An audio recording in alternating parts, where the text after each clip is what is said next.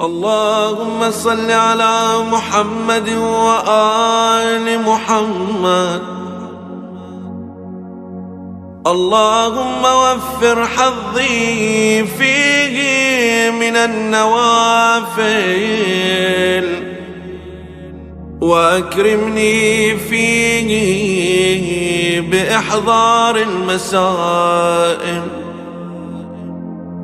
وقرب فيه وسيلتي إليك من بين الوسائل